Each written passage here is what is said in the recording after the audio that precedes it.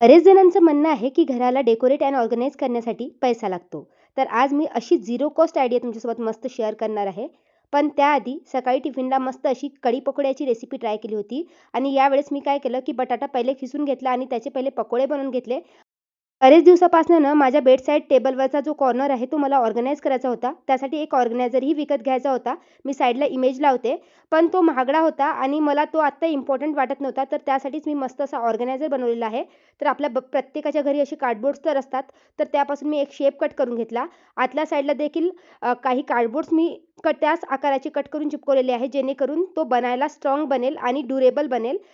त्यानंतर हा ऑर्गनायझर दिसायला छान दिसावा म्हणून इथे माझ्याकडे एक जुना कुर्ता होता. त्यालाच कट करून याला मी स्टिक केलेले आहे आणि बघू शकता अगदी कमी मेहनतीत आपलं सुंदरसं ऑर्गनायझर रेडी आहे.